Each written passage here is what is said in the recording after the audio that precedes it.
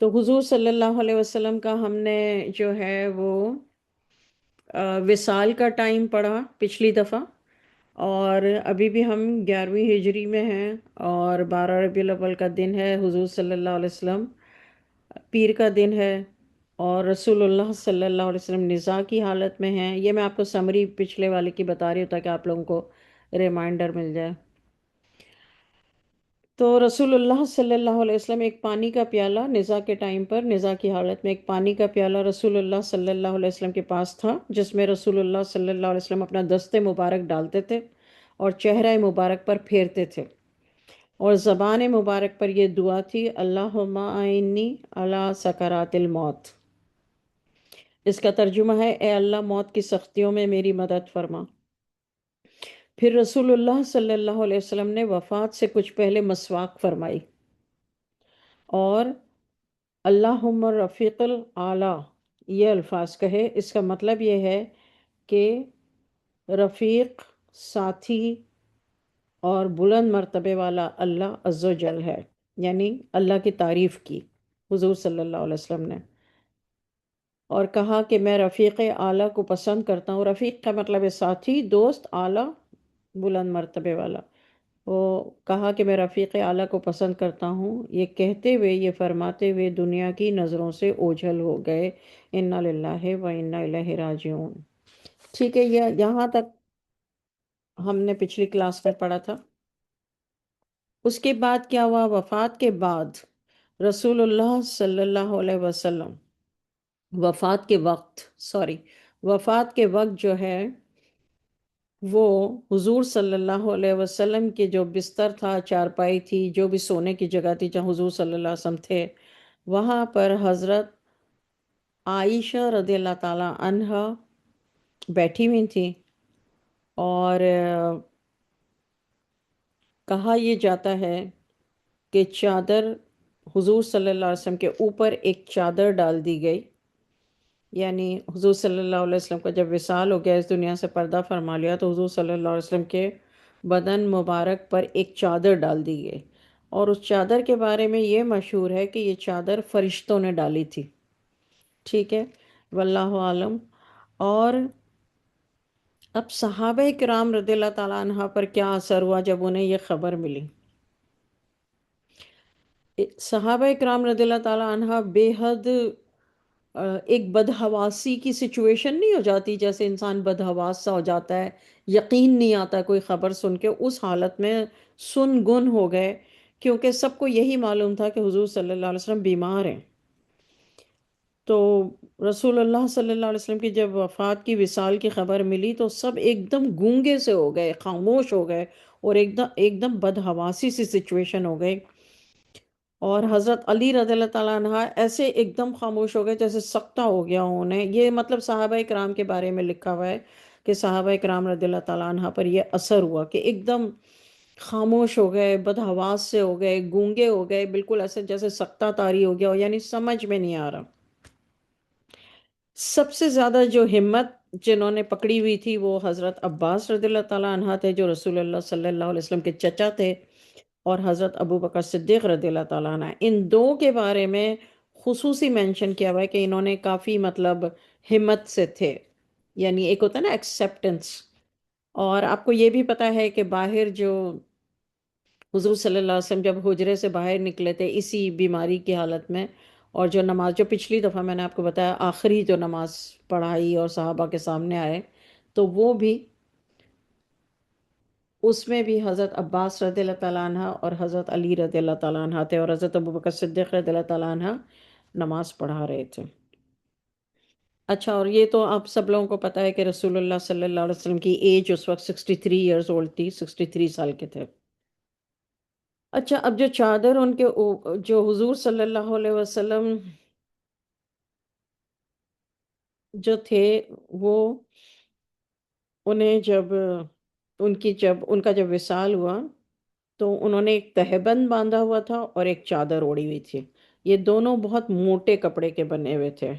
اور اس پر جا بجا پیوند لگے ہوئے تھے۔ یہ مطلب یہ آپ اپنے ذہن میں لائیں جیسے محمد صلی اللہ علیہ وسلم کا وصال ہوا ہے، تو ایک ہوتا ہے نا کہ حضور صلی اللہ علیہ وسلم کا وصال ہوا تو اس وقت انہوں نے کیا پہنا تھا، تو انہوں نے یہ پہنا ہوا تھا، ایک تہبند تھا اور ایک چادر تھی، بیکاز ناؤ یو نو کہ 14 ڈیز سے وہ شدید بخار میں ہیں، بیمار ہیں، اور جو ہے پانی اور شاور لینا، غسل کرنا اور اس طریقے سے چل رہا ہے، اور ڈے بائی ڈے کمزوری بڑھتی جا رہی ہے، تو یہ کپڑے زیب تن کیے ہوئے تھے، اور حضرت عائشہ رضی اللہ تعالیٰ عنہ کے حجرے میں تھے، اور حضرت عائشہ رضی اللہ تعالیٰ عنہ اس وقت ان کے ساتھ تھیں، اور حضور صلی اللہ علیہ وسلم نے سکرات کی حالت میں جو دعا مانگی، اس کے بعد حضور صلی اللہ علیہ وسلم نے یہ جو الفاظ کہے نا کہ میں رفیق اعلیٰ کو پسند کرتا ہوں، یہ لوگوں نے سنے، لیکن ایکچولی آپ اس کی تفسیر میں جائیں گے تو حضور صلی اللہ علیہ وسلم کو یہ چوائس دی گئی تھی کہ کیا آپ دنیا میں رہنا چاہتے ہیں یا اللہ سے ملنا چاہتے ہیں، تو انہوں نے یہ جو الفاظ کہتے میں رفیق اعلیٰ کو پسند کرتا ہوں، یعنی رفیق اعلیٰ یعنی اللہ، تو حضور صلی اللہ علیہ وسلم نے چوز کیا دنیا کو چھوڑنے کے لیے، اور ان کے جسم پہ یہ دو کپڑے تھے، اور یہ بہت موٹے اس میں بنے ہوئے تھے، مگر اس پہ پیوند بہت لگے ہوئے تھے۔ رسول اللہ صلی اللہ علیہ وسلم کو غسل کس طرح دیا گیا یہ سن لیجئے۔ ان کے کپڑے اتارے بغیر رسول اللہ صلی اللہ علیہ وسلم کے بدن مبارک پر پانی بہایا گیا، اور کپڑوں کے اوپر سے ہی ہاتھ پھیر دیا گیا، جیسے مسح کرتے ہیں نا، اس طرح۔ یہ بہت سیکھنے والی بات ہے کہ محمد صلی اللہ علیہ وسلم کو غسل کس طرح دیا گیا تھا، یہ آپ کو سیرت النبی میں مل جائے گا۔ اچھا، حضور صلی اللہ علیہ وسلم کو غسل دینے والے کون کون لوگ تھے؟ چاہیں تو لکھ لیں، حضرت عباس رضی اللہ تعالیٰ عنہ اور حضرت عباس رضی اللہ تعالیٰ عنہ کے دو صاحبزادے فضل اور قسم، حضرت علی اور اسامہ، اور اور رسول اللہ صلی اللہ علیہ وسلم کے آزاد کردہ غلام حضرت شقران رضی اللہ تعالیٰ عنہ، ان لوگوں نے غسل دیا جن کے میں نے آپ کو نام بتایا۔ تو یہ کتنے لوگ ہوئے ٹوٹل؟ حضرت عباس رضی اللہ تعالیٰ عنہ اور ان کے دو صاحبزادے، تو یہ ہو گئے تین لوگ، حضرت علی 4، اسامہ 5، اور حضور صلی اللہ علیہ وسلم کے آزاد کردہ غلام حضرت شقران 6 لوگ۔ رسول اللہ صلی اللہ علیہ وسلم کے کفن کس رنگ کا تھا اور کیا کپڑے تھے؟ وہ سفید رنگ کے 3 کپڑے تھے، حضور صلی اللہ علیہ وسلم کے کفن میں 3 کپڑے تھے، اور ان کا رنگ سفید تھا، تہبند، قمیص اور چادر، لیکن بغیر سلے۔ آپ کو پتہ ہے کفن تو بغیر سلائی ہوتا ہے نا۔ اچھا، یہ تینوں کپڑے جو تھے، شرٹ مطلب اوپر سے ایک شرٹ ٹائپ کپڑا بغیر سلاوا، تہبند وہ بھی بغیر سلاوا، اور جو ہے وہ چادر۔ تو اب میں آپ کو یہاں پہ تھوڑا سا ٹھہر کے یہ بتا دوں کہ رسول اللہ صلی اللہ علیہ وسلم کا ایک کفن آپ لوگوں کو ذہن نشین یاد ہونا چاہیے۔ غسل 6 لوگوں نے دلایا تھا، یہ آپ کو ذہن میں یاد رکھنا چاہیے، ضروری نہیں ہے نام یاد ہوں، بٹ اسٹل اور رسول اللہ صلی اللہ علیہ وسلم کا جب وصال ہوا تو ان کے جسم پہ کون سے کپڑے تھے، کیا تھے؟ جس اتنا محمد صلی اللہ علیہ وسلم سے محبت، جب کسی سے محبت ہوتی ہے نا تو اس کی بہت ساری چیزیں یاد رکھنے میں، بات کرنے میں اچھا لگتا ہے، مزہ آتا ہے۔ اور حضور صلی اللہ علیہ وسلم کو غسل کس طرح دیا گیا، ان کے کپڑے اتارے نہیں گئے ان کے جسم مبارک سے، اور ان کے جو کپڑے جو تہبند اور وہ جو شرٹ تھی اس کے اوپر سے ہی ہاتھ پھرایا گیا، اس طرح غسل دیا گیا۔ اچھا، رسول اللہ صلی اللہ علیہ وسلم کی نماز جنازہ کس نے پڑھائی؟ حضور صلی اللہ علیہ وسلم کی نماز جنازہ کسی نے نہیں پڑھائی، بلکہ سب نے تنہا تنہا پڑھی، اور کوئی امام نہیں بنا۔ یہ بھی آپ نوٹ کر لیجئے اپنے پاس، اور کسی بھی سیرت النبی صلی اللہ علیہ وسلم کو اٹھائیے، اگر آپ لوگوں کے پاس نہیں ہے تو لائبریری سے لے لیجئے، یا کسی سے منگوا لیجئے، یا امیزون سے خرید لیجئے، اور اینڈ میں یہ دیکھیے، یہ باتیں جو بہت سارے لوگوں کو نہیں پتہ، یہ حضور صلی اللہ علیہ وسلم کے بارے میں ہمیں پتہ ہونی چاہیے کہ رسول اللہ صلی اللہ علیہ وسلم کے وصال کے بعد سے لے کے ابھی تک ہمیشہ نماز جنازہ کوئی نہ کوئی پڑھاتا ہے، رائٹ؟ لیکن رسول اللہ صلی اللہ علیہ وسلم کی نماز جنازہ پڑھانے کے لیے کسی نے لیڈ نہیں کیا، کیونکہ رسول اللہ صلی اللہ علیہ وسلم بنفس نفیس وہاں موجود ہیں، اور حضور صلی اللہ علیہ وسلم لیڈ کرنے کا مطلب یہ ہے کہ آپ لیڈ کر رہے ہیں، ایون دو دیکھیں وصال ہو گیا ہے، یہ بہت سمجھنے کی بات ہے۔ تو اللہ تعالیٰ نے جس طرح سے جو پیغام بھیجا، جس طرح سے چاہا، اسی طریقے سے محمد صلی اللہ علیہ وسلم کا کہ سارے معاملات وصال کے بعد بھی ہوئے۔ سب نے تنہا تنہا نماز پڑھی، کوئی امام نہیں بنا۔ رسول اللہ صلی اللہ علیہ وسلم کی جو قبر ہے وہ حضرت عائشہ صدیقہ رضی اللہ تعالیٰ عنہ کے حجرے میں، جہاں محمد صلی اللہ علیہ وسلم کی وفات ہوئی، وہیں پر بنائی گئی، وہیں آخری دنوں میں رہے، وہیں نزاع کی حالت ہوئی، وہیں وصال ہوا، اور وہیں پر قبر بنائی گئی۔ اب سوال یہ پیدا ہوتا ہے کہ کیوں حجرے میں کیوں بنائی گئی، مسجد نبوی میں کیوں نہیں بنائی گئی؟ ہے نا، کوشچن آتا ہے یہ۔ اس کا جواب سن لیجئے کہ انبیاء علیہ السلام، یعنی تمام انبیاء علیہ السلام کے متعلق یہ قاعدہ ہے کہ وہ جہاں وفات پاتے ہیں وہیں دفن ہوتے ہیں۔ یعنی اٹ wasn't فار حضرت محمد مصطفیٰ صلی اللہ علیہ وسلم کے لیے کوئی اسپیسیفک طریقہ نہیں اپنایا گیا کہ جہاں وفات ہوئی وہیں قبر بنائی جائے۔ یہ تمام انبیاء علیہ السلام کے لیے اللہ تعالیٰ نے یہ سسٹم رکھا ہے کہ تمام انبیاء علیہ السلام جہاں وفات پاتے ہیں وہیں دفن ہوتے ہیں۔ تو اس وجہ سے رسول اللہ صلی اللہ علیہ وسلم کی وفات حضرت عائشہ رضی اللہ تعالیٰ عنہا کے حجرے میں ہوئی، تو اس لیے وہیں پر قبر بنائی گئی۔ ادروائز مسجد نبوی تو بنا دی گئی تھی نا، مسجد نبوی تو تھی، ظاہر ہے حضور صلی اللہ علیہ وسلم، آپ لوگوں نے پورا سیرت النبی پڑھا ہے کہ حضور صلی اللہ علیہ وسلم یعنی جو ہے وہ فرسٹ ہجری میں جب وہاں پہنچے ہیں تو اس وقت ہی مسجد نبوی بنا دی گئی تھی، اور اس کے بعد اتنی فتوحات ہوئی، سب کچھ ہوا۔ تو کہنے کا مطلب یہ کہ کیوں مسجد، کوشچن آتا ہے نا ذہن میں کہ مسجد نبوی میں کیوں نہیں ہوئی، انہیں کیوں نہیں دفنایا گیا، وہاں پر کیوں نہیں قبر بنائی گئی؟ تو یہ اسپیسیفکلی رسول اللہ صلی اللہ علیہ وسلم کے لیے نہیں ہوا، تمام انبیاء علیہ السلام کے لیے یہی اللہ تعالیٰ کا قاعدہ ہے کہ جہاں وفات پاتے ہیں وہیں دفن ہوتے ہیں۔ اچھا، اب جو ہے وہ قبر کی دو قسمیں ہوتی ہیں۔ ایک قبر وہ ہوتی ہے جو اوپر سے فلیٹ ہوتی ہے، اور ایک قبر وہ ہوتی ہے جو تھوڑی سی اوپر سے اٹھی ہوئی ہوتی ہے، ٹھیک ہے؟ تو رسول اللہ صلی اللہ علیہ وسلم کی قبر جو تھی وہ تھوڑی سی اٹھی ہوئی تھی، اس طرح کی بنائی گئی، یہ بھی پتہ ہونا بہت ضروری ہے۔ حضور صلی اللہ علیہ وسلم کا جو قبر کے گرد جو لگایا گیا وہ کچی اینٹوں سے لگایا گیا، اور وہ جو سائیڈوں میں وہ جو کرتے ہیں نا، جو کرتے ہیں وہ کچی اینٹیں لگائیں گئی، اور وہ اینٹیں کتنی تھی؟ 9 تھی، 9۔ رسول اللہ صلی اللہ علیہ وسلم وصال کے 1.5 دن کے بعد ان کو دفنایا گیا۔ بہت سارے لوگ کہتے ہیں نا کہ تھوڑی دیر کے لیے بھی میت کو رکھو نہیں، جلدی کرو جلدی کرو، حضور صلی اللہ علیہ وسلم کا فرمان ہے، آف کورس ہے، بالکل یہ فرمان ہے،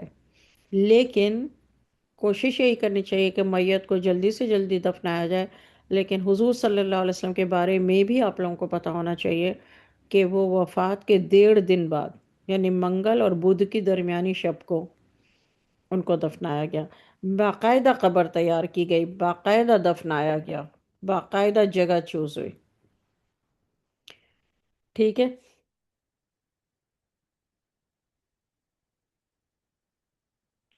باقاعدہ غسل دیا گیا، لیکن غسل کیسے دیا گیا وہ بتا دیا میں نے، حجرے میں کیوں دفنایا گیا، مسجد نبوی میں نہیں دفنایا گیا وہ بھی بتا دیا آپ کو میں نے، اور کون کون لوگ غسل میں شامل تھے وہ بھی بتا دیا۔ قبر کی 2 قسمیں ہیں، ایک فلیٹ ہوتی ہے، آپ نے بھی دیکھا ہوگا قبرستان میں بالکل فلیٹ ہوتی ہیں، اور آپ پاکستان میں اگر قبرستان میں جائیں گے تو آپ کو فلیٹ قبریں نہیں ملیں گی، تھوڑی سی اٹھی ہوئی ملیں گی۔ تو رسول اللہ صلی اللہ علیہ وسلم کی قبر تھوڑی سی اٹھی ہوئی تھی، 9 اینٹیں لگائی گئی تھیں، وہ کچی اینٹیں تھیں، اور 1.5 دن کے بعد دفنایا گیا تھا۔ اچھا،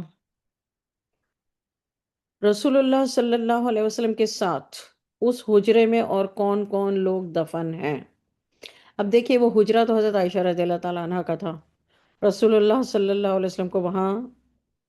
ان کی قبر بنا کے ان کو دفنایا گیا۔ وہاں پر اور کون کون ہیں؟ حضرت عمر فاروق رضی اللہ تعالیٰ عنہ اور حضرت ابو بکر صدیق رضی اللہ تعالیٰ عنہ اسی حجرے میں وہیں پر دفن ہیں۔ اچھا، ایک قبر کی جگہ وہاں پر باقی رکھی گئی ہے، اور جب حضرت عیسیٰ علیہ السلام جو ابھی زندہ ہیں اور اللہ کے حکم سے آسمان پر اٹھا لیے گئے ہیں، اور اللہ تعالیٰ کے حکم سے دجال کے زمانے میں زمین پر آئیں گے، اور پھر وفات پا کر وہ جو جگہ خالی رکھی گئی ہے، ابھی تک خالی ہے، وہاں پر حضرت عیسیٰ علیہ السلام دفن ہوں گے۔ یہاں پر پورا پورا یہ 11 ہجری کا جو فرسٹ 3 منتھس ہیں، محرم، سفر، ربیع الاول، جو حضور صلی اللہ علیہ وسلم حجۃ الوداع کے بعد آئے، پھر بیمار ہوئے، اینڈ تو یہ سارا یہاں پر ختم ہوتا ہے معاملہ۔ ٹھیک ہے، اب میں آپ لوگوں کو تھوڑا سا رسول اللہ صلی اللہ علیہ وسلم کا ٹائم ٹیبل بتانا چاہتی ہوں کہ انہوں نے اپنی زندگی کے وقت کو، اور وہ میں اس لیے آپ لوگوں کو بتانا چاہتی ہوں کہ ابھی رمضان مبارک شروع ہونے والا ہے، تو جن لوگوں کو نہیں آتا اپنے دن کو آرگنائز کرنا، اپنے ٹائم کو آرگنائز کرنا، وہ حضور صلی اللہ علیہ وسلم کی زندگی سے سیکھ لیں کہ محمد صلی اللہ علیہ وسلم آج کے دور میں آپ دیکھیے کالجز میں، یونیورسٹیز میں باقاعدہ کلاسز دی جاتی ہیں کہ آپ اپنے ٹائم کو آرگنائز کیسے کریں، اپنے کاموں کو آرگنائز کیسے کریں، ورنہ وقت تو چلتا رہے گا، چاہے آپ اس کو ضائع کر دیں۔ اور ہر بندہ یہ کہہ رہا ہوتا ہے وقت نہیں ہے، وقت نہیں ہے، وہ کہہ اسی لیے رہا ہوتا ہے کہ کاموں کو انہوں نے جو ہے وہ آرگنائز نہیں کیا ہوا ہوتا، اور وہ ڈسپلن، جو لوگ کاموں کو آرگنائز کر کے رکھتے ہیں، اپنے وقت کو آرگنائز کرتے ہیں، وہ ہمیشہ ڈسپلنڈ رہتے ہیں، اور جو ڈسپلنڈ رہتے ہیں ان کی زبان پہ کبھی بھی امپورٹنٹ کام کے لیے یہ نہیں آتا کہ او مجھے وقت نہیں ملا۔ امپورٹنٹ کاموں کی بات کر رہی ہوں، بیکار کاموں کی بات نہیں کرے، کیونکہ وہ اپنا وقت بیکار کاموں میں ضائع کرتے ہیں تو وقت ضائع ہو جاتا ہے اور کام اپنی جگہ رہ جاتے ہیں۔ تو رسول اللہ صلی اللہ علیہ وسلم کی زندگی سے ہم سیکھتے ہیں کہ حضور صلی اللہ علیہ وسلم نے اپنے کس طریقے سے وقت کو جو ہے وہ آرگنائز کیا ہوا تھا۔ کیونکہ دیکھیں، آپ لوگوں نے پوری سیرت النبی حضور صلی اللہ علیہ وسلم کے پیدا ہونے سے پہلے سے لے کے وصال تک پڑھ لی، اس میں آپ نے غزوات بھی پڑھ لیے، اس میں آپ نے ٹریولنگ بھی پڑھ لی، اس میں آپ نے ہجرت بھی پڑھ لی، ٹھیک ہے، مکہ کی زندگی، مدینہ۔ اب اچھا، پھر بیویاں، شادی تو شادی صرف تو نہیں ہوتی نا، آپ کا بیوی کا حق بھی ہوتا ہے، تو ان سب کو مینیج کرنا، مطلب حضور صلی اللہ علیہ وسلم کی عبادات، حضور صلی اللہ علیہ وسلم کا اتنی ساری ازواج مطہرات کے ساتھ ان کے حقوق ادا کرنا، ان کی باتیں بھی سننا، ان کے مسئلے بھی حل کرنا، لوگوں سے بھی ملنا، لوگوں کو کے مسئلے بھی حل کرنا، ان کو بھی جواب دینا، اور عبادات بھی اتنی کرنا، اور جو وحی نازل ہوتی تھی وہ پیغام بھی پہنچانا، دشمنوں سے لڑنا بھی۔ تو بظاہر تو ایسا لگتا ہے کہ کسی کے پاس، ان کے پاس بھی وہی 24 آورس تھے، ہمارے پاس بھی وہی 24 آورس ہے، لیکن اگر وقت کو صحیح استعمال کیا جائے آرگنائز کر کے، تو سارے کام خوش اسلوبی سے ہوتے رہتے ہیں۔ مگر آج کی دنیا میں ہم اکثر یہ دیکھتے ہیں کہ کوئی اگر مولانا مسجد میں بیٹھا ہے تو بس مسجد کا ہی مولانا ہے، پھر وہ بیوی بچے وقت کے لیے ترس رہے ہوتے ہیں، یا تو وہ کھانا کھانے گھر جاتے ہیں یا وہ سونے جاتے ہیں مولاناز، کہ بھئی ہم، اور باقی کچھ ٹائم نہیں ہوتا نہ دماغ میں نہ اپنے آپ میں۔ اسی طرح اگر کوئی جاب پہ جاتے ہیں یا ورک کرتے ہیں یا بزنس کرتے ہیں تو وہ اپنے آپ کو اتنا شو کرتے ہیں کہ ہم اتنے تھکے ہوئے ہیں اور اتنے مصروف ہیں بھائی،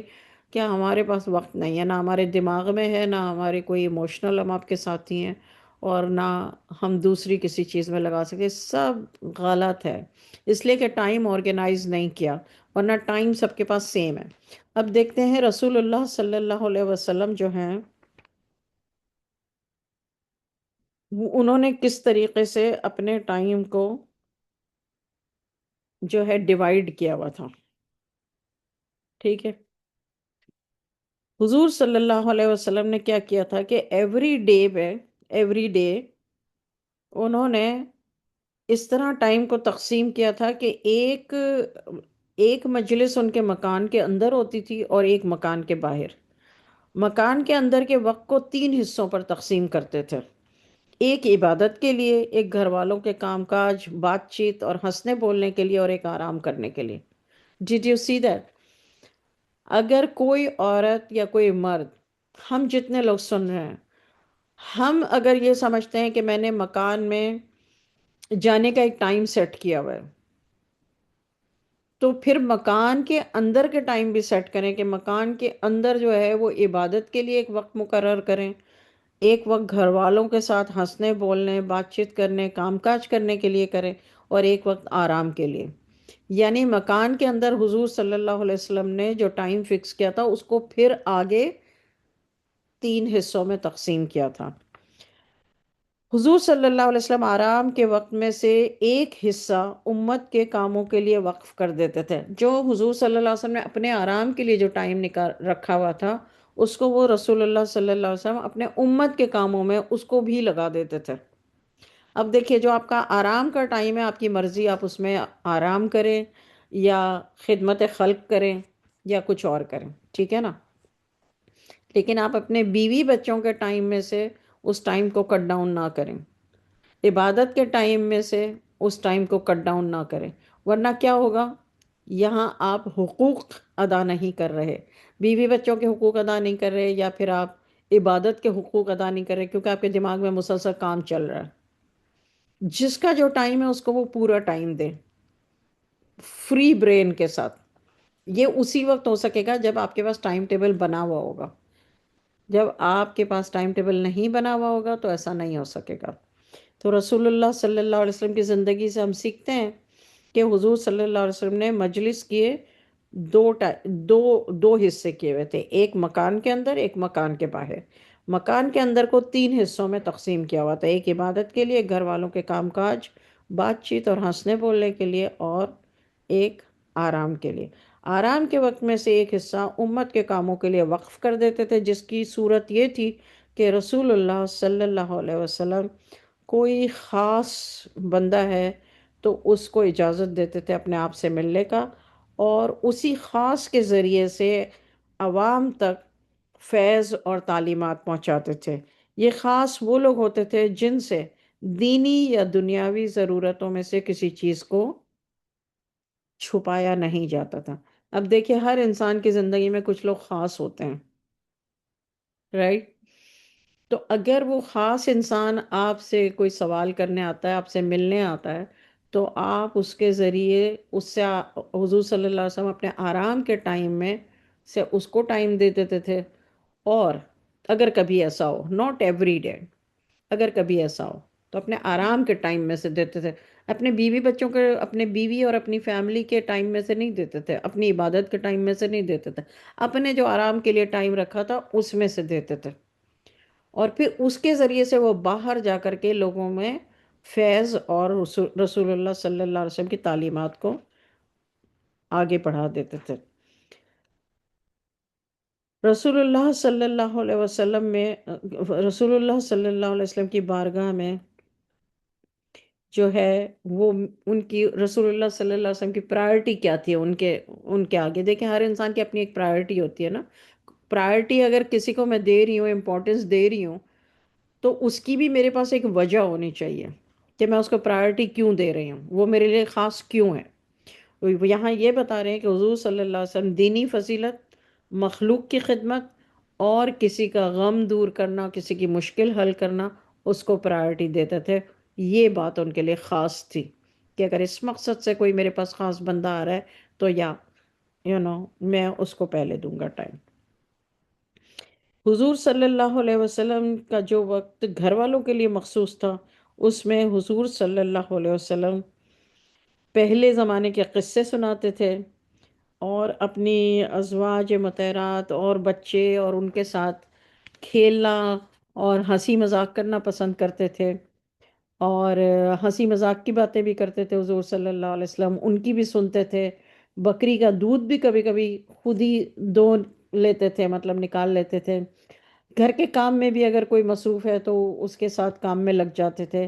اور حضور صلی اللہ علیہ وسلم اپنا کام خود ہی کرتے تھے۔ رسول اللہ صلی اللہ علیہ وسلم اپنی بیویوں میں سے روزانہ رات کو ایک ایک کے یہاں رہتے، یعنی سب کی باری رکھی تھی، باقی دن میں ایک مرتبہ، یعنی سب کے پاس رات کو ایک کی باری رکھی تھی، باقی دنوں میں حضور صلی اللہ علیہ وسلم ایک مرتبہ اکثر عصر کے بعد ہر ایک کے مکان پر جاتے۔ یہ نہیں کہ جی اب رات کو باری رکھے تو اب جب تمہاری باری آئے گی تبھی تم میری شکل دیکھو میں تمہاری شکل دیکھوں، نہیں۔ رسول اللہ صلی اللہ علیہ وسلم عصر کے بعد ہر ایک کے مکان پر جاتے، اور مغرب کے بعد سب اس مکان میں آتی جن کے یہاں اس رات کو رہنے کا نمبر ہوتا۔ ہم میں سے زیادہ تر لوگوں کو یہ بات پتہ ہے کہ رسول اللہ صلی اللہ علیہ وسلم نے ہر زوجہ کی باری رکھی تھی ایوری نائٹ، لیکن کیا آپ کو دن میں حضور صلی اللہ علیہ وسلم کا یہ اسکیجول پتہ ہے کہ عصر کی نماز کے بعد سب کے گھر باری باری جاتے تھے؟ سوچئے سب کے گھر جانے کا مطلب کیا ہے؟ 11 بیویوں میں سے میرا خیال ہے 7 8 9 اس وقت موجود تھیں،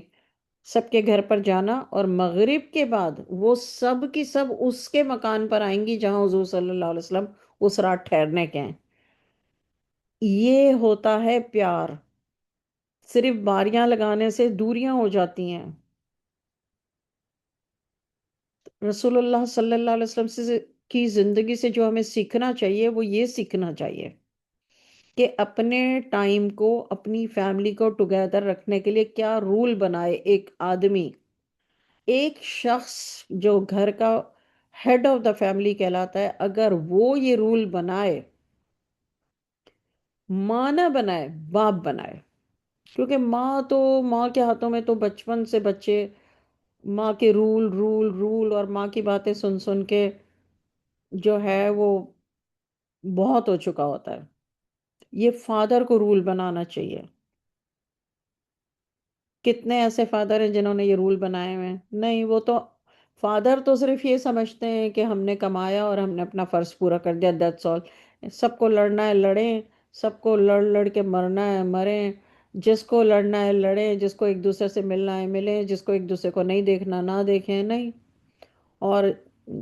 فادر کا یہ جو رویہ ہوتا ہے، یہ آپ سب کو معلوم ہے کہ اس کی وجہ سے کتنی خرابی ہو گئی ہے آج کے معاشرے میں۔ کیونکہ ہم جب کہتے ہیں کہ ہم مسلمان ہیں تو مسلمان کا کیا مطلب ہے؟ صرف قرآن پاک کی تلاوت کرنا یا نماز پڑھ لینا تو کافی نہیں ہے۔ ہمارا جو فیملی سسٹم ہے وہ رسول اللہ صلی اللہ علیہ وسلم، حضور صلی اللہ علیہ وسلم کی ٹیچنگز کو اگر فالو کرنا ہمارا مقصد نہیں ہے، تو پھر جو قرآن پاک میں اللہ تعالیٰ کہتے ہیں اطیعوا اللہ اطیعوا الرسول، اللہ کی اطاعت کرو رسول کی اطاعت کرو، تو رسول کی اطاعت کیسے کریں گے آپ؟ تو یہ بہت امپورٹنٹ ہے جو میں باتیں آپ کو بتا رہی ہوں۔ تو رسول اللہ صلی اللہ علیہ وسلم کا یہ تھا کہ رات کو سب کے پاس باری باری جاتے تھے، انہوں نے باری رکھی ہوئی تھی، باقی جو دن کا ٹائم تھا اس میں ایک مرتبہ عصر کے بعد ہر ایک کے مکان پر جاتے، اور مغرب کے بعد سب اس مکان میں آتی جن کے یہاں اس رات کو حضور صلی اللہ علیہ وسلم کا رہنے کا نمبر ہوتا۔ اچھا، اب جو آرام کے وقت حضور صلی اللہ علیہ وسلم نے اپنا ٹائم رکھا تھا اس کی بھی سن لیجئے کہ آرام کے وقت حضور صلی اللہ علیہ وسلم نے جو اپنا وقت رکھا تھا، وہ حصہ جب حضور صلی اللہ علیہ وسلم کو امت کے لیے یوز کرنا پڑتا تھا تو وہ کس طرح یوز کرتے تھے؟ وہ علم والوں کو حاضری کی اجازت میں پرائرٹی دیتے تھے، اس وقت کو ان کی دینی فضیلت کے لحاظ سے ان پر تقسیم فرمایا جاتا، ایک دو یا تین، غرض جتنی بھی ضرورتیں کوئی لے کر آتا رسول اللہ صلی اللہ علیہ وسلم ان کو پوری فرماتے تھے۔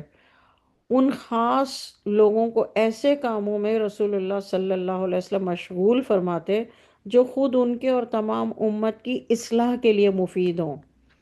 ان کو رسول اللہ صلی اللہ علیہ وسلم یہ ہدایت دیتے کہ وہ ان باتوں کو جو لوگ یہاں موجود نہیں ہیں ان تک پہنچا دیں،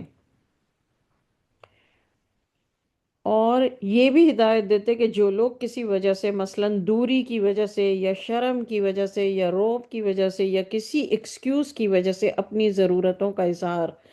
میرے سامنے نہیں کر سکتے، تم لوگ ان کی ضرورتیں مجھ تک پہنچا دیا کرو۔ یہ حضور صلی اللہ علیہ وسلم جب ان کے پاس کوئی خاص بندہ آتا تھا تو ان کے ساتھ کیا مطلب کیا پرائرٹی ہوتی تھی حضور صلی اللہ علیہ وسلم کی بات کرنے کی؟ تو وہ کہتے تھے اگر کوئی شرم کی وجہ سے یا میرے رعب کی وجہ سے یا کسی بھی وجہ سے یا فاصلہ ہونے کی وجہ سے اپنی ضرورت میرے آگے بیان نہیں کر سکتا تو تم ان کی ضرورتیں مجھ تک پہنچا دیا کرو۔ صرف ضروری باتیں ہوتی تھیں، اس کا نتیجہ یہ ہوتا تھا کہ وہی صحابہ جو طالب بن کر آتے علوم نبوت کے موتیوں سے دامن بھر کر واپس ہوتے اور ہدایت کے راہبر بن کر مجلس سے باہر نکلتے۔ یہ حضور صلی اللہ علیہ وسلم نے جو دو ٹائم رکھے ہیں نا، ایک تو وہ ہے جو مکان کے اندر کا ہے، تو اس وقت مکان کے اندر کی کو جو تین حصوں میں تقسیم کیا ہے، اس میں سے آرام کے وقت کے بارے میں ڈیٹیل میں نے آپ کو بتائی کہ اس میں بھی پرائرٹی دیتے تھے لوگوں کو، یعنی کوئی خاص بندہ ہے۔ پھر اس سے باتیں صرف کام کی ہوتی تھی، فضیلت کی اور دینی باتیں، اور جو لوگ ہیں ان کی ضروریات، ان کے سوال یا پھر ان تک کوئی پیغام پہنچانا یا بات کرنا۔ اور جو مکان کے اندر کا جو دوسرا والا کام تھا وہ بھی میں نے آپ کو بتایا، گھر والوں کے کام کاج، بات چیت، ہنسنے بولنے کے لیے، وہ میں نے آپ کو بتایا اس کو کس طرح سے حضور صلی اللہ علیہ وسلم کیا کرتے تھے۔ مکان کے اندر والا یعنی سب کے پاس وزٹ کرتے تھے اس ٹائم کو، عصر کی نماز کے بعد سب کے پاس وزٹ کرتے تھے، تمام زوجائے محترمات، اور ایون حضرت فاطمہ رضی اللہ تعالیٰ عنہ کے پاس بھی۔ آپ لوگ جو چھوٹی چھوٹی حدیثوں میں یا چھوٹے چھوٹے واقعات میں سنتے ہیں کہ حضور صلی اللہ علیہ وسلم حضرت فاطمہ رضی اللہ تعالیٰ عنہ کے گھر پہ تشریف لے گئے، وہ کیا ہے؟ وہ یہ والا ٹائم ہے جس کو حضور صلی اللہ علیہ وسلم نے تین حصوں میں تقسیم کیا۔ اس میں سے جو گھر والوں کے لیے کیا ہے، فیملی کے لیے، اس میں یہ سب آتا ہے۔ آپ لوگ اکثر سنتے ہیں نا کہ حضور صلی اللہ علیہ وسلم حضرت فاطمہ رضی اللہ تعالیٰ عنہ کے گھر گئے، چھوٹے چھوٹے قصے۔ وہ سمجھنے کے لیے یہ سمجھنے کی بہت ضرورت ہے کہ اس کو کس طرح ٹائم کو ڈیوائیڈ کیا ہوا تھا، اس وجہ سے یہ آرگنائزڈ رہتا تھا کام۔ ہاں اگر رسول اللہ صلی اللہ علیہ وسلم غزوات پر گئے ہوئے ہیں، سفر پر گئے ہوئے ہیں، تو ظاہری بات ہے پھر وہ تو پھر انڈرسٹوڈ ہے۔ اچھا، اور اب جو ہے، اب جو دوسرا حصہ ہے، جو مجلس دوسری ہے، جس کو نام دیا گیا ہے مکان کے باہر، وہ کیا ہے؟ اس کی خصوصیت کیا تھی؟ اس کی خصوصیت یہ تھی کہ صبر، امانت، حلم، حیا اس نورانی مجلس کے روشن ستارے ہوتے تھے۔ وہاں جہاں حضور صلی اللہ علیہ وسلم گھر سے باہر جو وقت گزارتے تھے، یعنی مسجد نبوی میں یا جہاں بھی، تو اس کو حضور صلی اللہ علیہ وسلم نے کس طرح سے اس کو ڈیوائیڈ کیا ہوا تھا؟ وہاں کیا ہوتا تھا؟ وہاں پر صرف اہل ضرورت کا تذکرہ ہوتا تھا،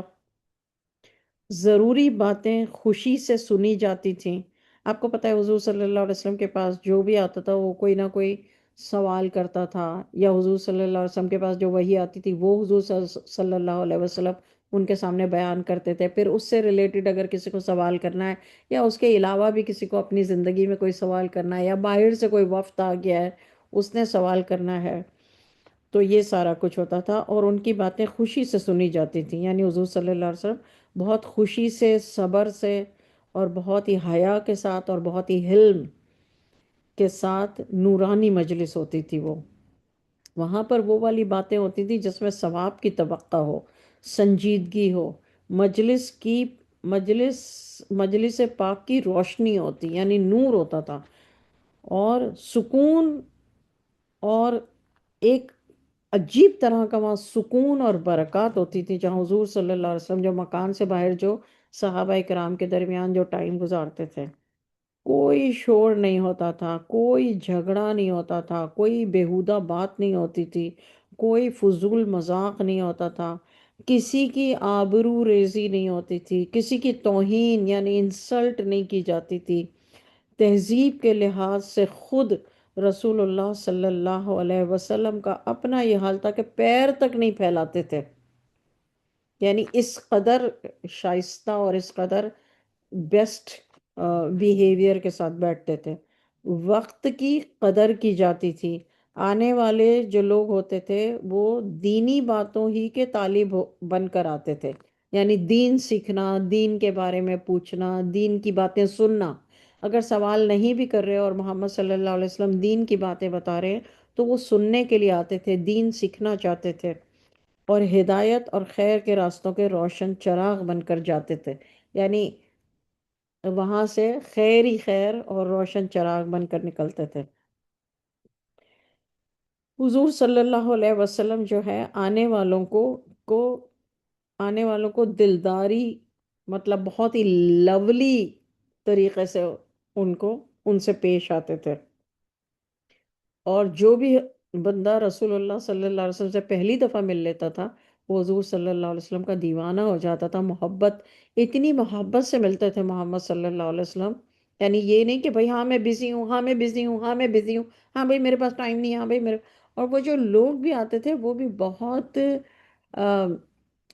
ٹرو، جس کو بولتے ہیں ٹرو اور سنسیئر انٹینشن کے ساتھ سوال کرتے تھے. فضول اور بیہودہ مذاق، بیہودہ بات، ایک دوسرے کا ایک دوسرے کی آبرو ریزی کا مطلب آپ سمجھتے ہیں انسلٹنگ طریقے سے یا انڈائریکٹلی کسی کو باتیں سنانا.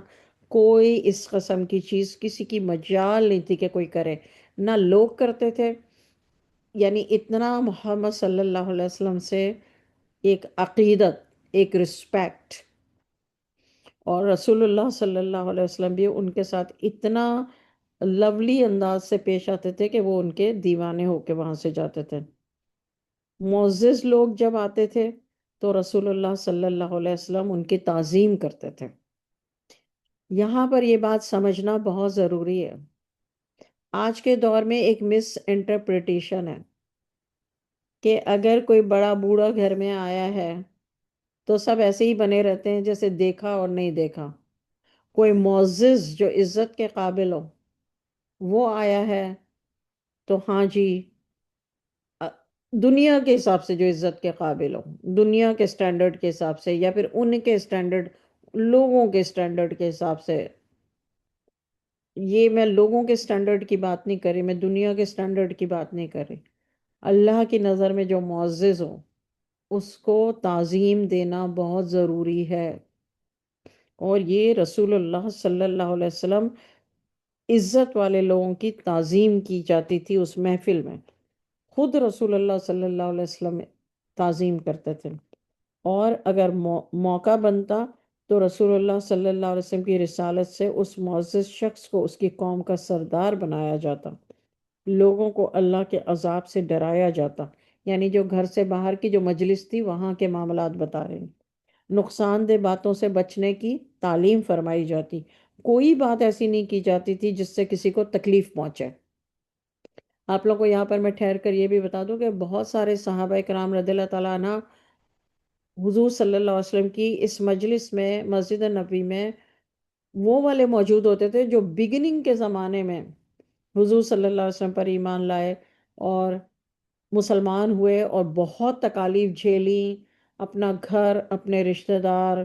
اپنا سب کچھ چھوڑا، ہجرت کر کے ادھر آئے اور رسول اللہ صلی اللہ علیہ وسلم کے ساتھ ہی رہے. اس کا مطلب یہ نہیں تھا کہ اب جو وہاں پہ اعرابی ہیں، جو دیہاتی لوگ ہیں مدینہ منورہ کے ایریا کے یا مدینہ منورہ کے تھوڑا سا ایریا سے دور کے جو لوگ آتے تھے وہ تو بالکل جاہل ہوتے تھے. ظاہر ہے ان کو کوئی سمجھ نہیں تھی کہ ایٹیکیٹس کیا ہوتے ہیں، کیا بات کرنی چاہیے، کیا نہیں کرنی چاہیے، کیسے بیٹھنا چاہیے، کسی پہ پھلانگ کے نہیں جانا چاہیے، پاؤں نہیں پھیلانا چاہیے. ان کو یہ سب چیزوں کا ادب اور ایٹیکیٹس اور مینرز جس کو نہیں ہوتے وہ جاہل ہی کہلاتا ہے. اس کے باوجود محمد صلی اللہ علیہ وسلم کے ساتھ جو شروع سے جو صحابہ کرام رضی اللہ تعالیٰ عنہ تھے، مجال ہے جو وہ ان کی بے عزتی کریں، مجال ہے جو وہ ان کے بارے میں کوئی ایسی بات کریں یا کوئی ایسا جملہ یا کوئی ایسا اشارہ ایک دوسرے کو کریں جس سے اس کو تکلیف پہنچے، جس سے اس کی انسلٹ ہو یا جس سے اس کا دل دکھے. دکھانے والی ایک چیز، ایک حرکت نہیں کرتے تھے. آج کے دور میں آپ دیکھیے کہ جو فساد ہے وہ فساد کیوں ہے؟ فساد اس لیے ہی ہے ہر بندہ سمجھتا ہے میں بہت اچھا ہوں، میرے بڑے اچھے مینرز ہیں، میں اس بندے کے بہت قریب ہوں تو مجھے ہی اس کے قریب قریب اور آگے آگے ہونا چاہیے۔ باقی سب تو ان کو لفٹ، دوسروں کو لفٹ کرانے کی ضرورت کیا ہے؟ آپ بتائیے، یہ رسول اللہ صلی اللہ علیہ وسلم کے پسندیدہ لوگ تو نہیں ہو سکتے نا؟ پسندیدہ لوگ تو رسول اللہ صلی اللہ علیہ وسلم سے، اگر کوئی بندہ، کوئی مسلمان یہ کہتا ہے کہ میں محمد صلی اللہ علیہ وسلم سے محبت کرتی ہوں، میں محمد صلی اللہ علیہ وسلم کے قریب ہونا چاہتی ہوں، میں چاہتی ہوں محمد صلی اللہ علیہ وسلم کی مجھے زیارت ہو، میں چاہتی ہوں رسول اللہ صلی اللہ علیہ وسلم میرا درود و سلام جو میں پیش کرتی ہوں وہ قبول فرما لیں، مجھ سے راضی ہو جائیں، وہ تو اس کے لیے تو پھر آپ کو ایسا بننا پڑے گا جو آپ کو میں بتا رہی ہوں، حضور صلی اللہ علیہ وسلم کی محفل میں جو سارے صحابہ کرام رضی اللہ تعالیٰ عنہ کا ایٹیٹیوڈ تھا، ایون تو کہ انہوں نے تو اتنی بڑی بڑی قربانیاں دی تھیں کہ جو دوسرے نئے مسلمان تھے انہوں نے تو کوئی قربانیاں نہیں دی تھیں، مطلب ٹھیک ہے، بعد میں تو پھر اسلام اتنا پھیل چکا تھا کہ اٹ واز ایزی۔ خیر، تو یہ ساری چیزیں حضور صلی اللہ علیہ وسلم کی محفل میں ہوتی تھیں، دوستوں کی خبر گیری کرتے تھے رسول اللہ صلی اللہ علیہ وسلم، یعنی اگر کوئی ایوری ڈے آ رہا ہے اور اگر وہ موجود نہیں ہے تو پوچھتے تھے وہ کہاں ہے بھائی، کسی کو اس کی خیر خبر ہے،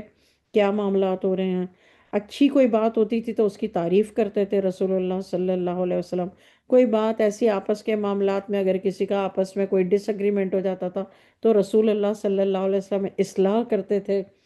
بری بات کی برائی بتا کر اس سے بچنے کی ہدایت کرتے تھے، ہر عمل میں درمیانی رفتار سے کام لیا جاتا تھا اور لوگوں کی اصلاح کا پورا خیال رکھا جاتا تھا۔ کسی قسم کی کوئی غفلت حضور صلی اللہ علیہ وسلم نہیں برتتے تھے، نہ فیورزم کرتے تھے، جو حق ہوتا تھا صرف وہی بیان کرتے تھے۔ اگر دو لوگوں میں ڈس اگریمنٹ ہو گیا ہے اور معاملہ حضور صلی اللہ علیہ وسلم کے پاس لایا جاتا تو جو حق بات ہوتی تھی دونوں کی بات سننے کے بعد حضور صلی اللہ علیہ وسلم جو ہے یہ نہیں سوچتے تھے کہ ہاں یہ تو مجھ سے ناراض ہو جائے گا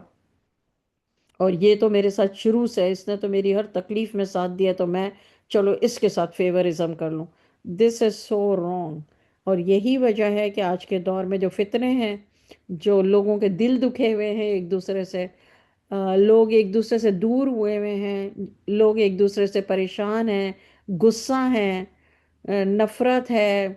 دل میں پیار نہیں ہے، اس کی بہت بڑی وجہ یہ ہے کہ آج ہمارے درمیان کوئی ایک ایسا بڑا نہیں ہے کہ جو دونوں کو بٹھا کر کے دونوں کی بات سنے اور پھر حق حق کی بات کرے۔ نہیں، لوگ اکثر یہ کہتے ہیں، ایون جو حق پہ ہوتا ہے اس کو کہتے ہیں صبر کرو صبر کرو صبر کرو، کوئی بات نہیں کوئی بات نہیں، سب ٹھیک ہو جائے گا۔ تو بس اللہ تعالی ہم سب کو حضور صلی اللہ علیہ وسلم کی جو ہے وہ سنتوں پر عمل کرنے کی توفیق عطا فرمائے۔ صحابہ کرام رضی اللہ تعالی عنہ جس طرح اس وہاں بیٹھ کر رسول اللہ صلی اللہ علیہ وسلم سے پیار اور رسپیکٹ شو کرتے تھے، اس طرح اللہ تعالی ہمیں بھی ایسی ہی ہدایت عطا فرمائے، حق بات کرنے کی توفیق عطا فرمائے۔ اگر ہم سے کوئی آ کر کے کوئی بات کہے کہ جی میرے ساتھ یہ ہو گیا، میرے ساتھ فلانا ہو گیا، تو ہم حضور صلی اللہ علیہ وسلم کی سنت کو اپناتے ہوئے ہمیں کوشش کرنی چاہیے کہ اس کو سپورٹ کریں جو حق پر ہو، تاکہ اللہ تعالیٰ بھی ہمیں سپورٹ کرے جب ہم حق پر ہوں۔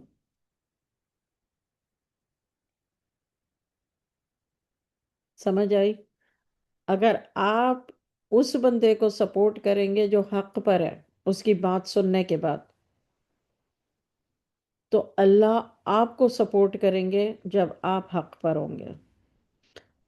اگر آپ ایسا نہیں کریں گے تو آپ کے ساتھ بھی ایسا نہیں ہوگا، یہ بس یاد رکھنا۔ اور کسی کے عیبوں کی پردہ پوشی کرنا سیکھیں۔ یہ چار پانچ باتیں اگر اپنے اندر سختی سے پکڑ لیں تو پھر آپ دیکھیں کہ کیا ہوگا۔ دنیا ہمارے چینج کرنے سے چینج نہیں ہوگی، لیکن ہمارا اپنا بھلا ضرور ہوگا، یہ میں بتا دوں۔ کیا؟ کسی کے عیب کی پردہ پوشی ہم کریں گے، اللہ ہمارے عیبوں کی پردہ پوشی کریں گے۔ کون انسان کرتا ہے کون نہیں کرتا یہ ہمارا مسئلہ نہیں ہے، ہم لوگوں کو بدل نہیں سکتے، ہاں یہ ضرور ہوگا، اس پر یقین رکھیے کہ اللہ ہمارے عیبوں کی پردہ پوشی کرے گا، تو بھلا کس کا؟ وہ ہمارا۔ کسی کی انسلٹ کرنے کے ٹائم پر، کسی نے آپ کی انسلٹ کی، آپ نے اس کو جواب دے دیا، ٹھیک ہے، لیکن اب یہ نہ ٹھان لیں کہ ہر وقت اس کی انسلٹ کریں، نہیں، اب اس کو چھوڑ دیں، نہیں بات کرنی نہ کریں، نہیں ملنا نہیں ملے، السلام علیکم وعلیکم السلام، بٹ انسلٹ کرنا، کیونکہ اللہ تعالیٰ پھر ہماری انسلٹ کریں گے لوگوں کے درمیان، یہ یاد رکھیں، یہ اللہ کا نظام ہے، لوگ بدلیں نہ بدلیں وہ ہمارا مسئلہ نہیں ہے، فائدہ ہمارا اپنا ہے۔ ہاں اگر آپ کو لگتا ہے جو لوگ انسلٹ کرتے ہیں، انسلٹنگ بیہیویئر ہے یا اگنورنس ہے یا جو بھی کرتے ہیں، لیو them alone، آپ ان کے پیچھے بھاگیں نہیں، یہ دنیا کا نظام ہے، آپ جتنا بھاگیں گے وہ آپ کو بھگائیں گے، کسی کے پیچھے نہ بھاگیں، اللہ تعالیٰ خود آپ کے لیے اس طرح کے ذریعے وسیلے بنا دیں گے کہ جو لوگ آپ کو اپنے پیچھے بھگا رہے تھے وہ آپ کے پیچھے بھاگنے لگ جائیں گے، یہ نظام ہے اللہ کا۔ ہاں لیکن یہ اس وقت ہوگا جب آپ حق پر ہیں، اگر آپ حق پر نہیں ہیں، آپ غلط ہیں، تو پھر نہیں ہوگا۔ یہ اپنے آپ کو دیکھنا، اپنی ایک اپنا رویہ ایسا بنانا، اس کے لیے اپنے آپ کو ٹرینڈ کرنا پڑتا ہے۔ حضرت عائشہ رضی اللہ تعالی عنہا فرماتی ہیں کہ رسول اللہ صلی اللہ علیہ وسلم تین چیزوں سے حضور صلی اللہ علیہ وسلم ہمیشہ محفوظ رہے۔ تین چیزیں کون سی ہیں؟ ایک ہے جھگڑا، دوسرا ہے تکبر، اور تیسرا ہے غیر مفید باتیں۔ سوچیں اگر یہ تین چیزیں ہم اپنا لیں، پڑھنے کا مطلب تو یہی ہے نا کہ ہم اپنائیں، اگر ہمیں اپنانا نہیں ہے تو پھر پڑھنے اور سیکھنے کا فائدہ کیا ہے؟ تو پڑھنے کا مقصد اور سیکھنے کا مقصد یہ ہے کہ ہمیں پتہ چلے کہ ہم اپنی اصلاح کہاں سے شروع کریں۔ تو آج ہم نے جو پڑھا ہے یہ ہماری اصلاح کے لیے ہے، حضور صلی اللہ علیہ وسلم کی زندگی، حضور صلی اللہ علیہ وسلم کا وقت کو ڈیوائیڈ کرنا، اور رسول اللہ صلی اللہ علیہ وسلم کا جن چیزوں سے بچنا،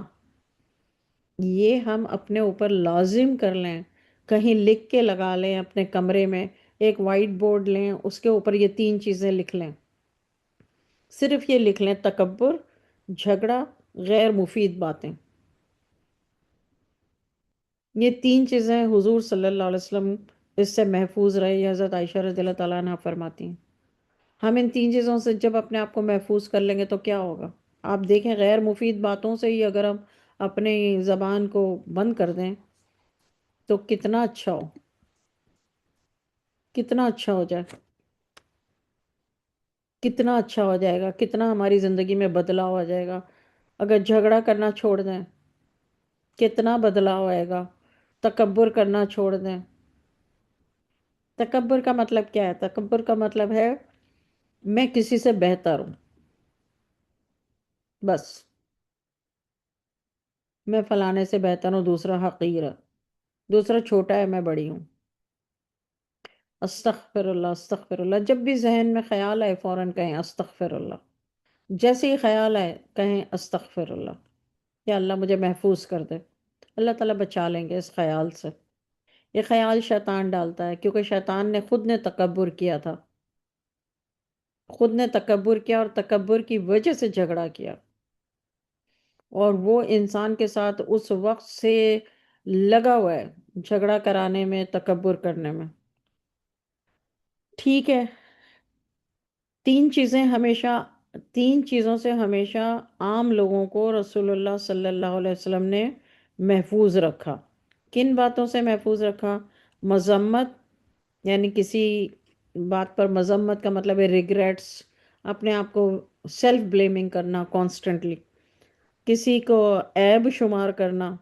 اس کے اندر یہ، اس کے اندر یہ، اس کے اندر یہ، اس کے اندر یہ، خفیہ باتوں کا اظہار کرنا، اٹھنا بیٹھنا،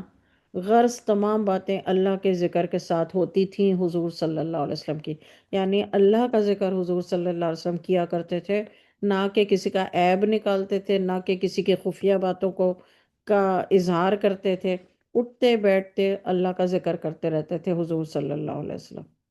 تو بس اگر اپنے اندر اصلاح کرنی ہے، اپنی کریکشن کرنی ہے، اپنے آپ کا جائزہ لینے بیٹھیں گے تو ہم جائزہ تو لے ہی نہیں سکیں گے۔ ہاں، اگر ہم نئی روٹین بنانا چاہتے ہیں، رمضان اٹس اباؤٹ 2-3 days،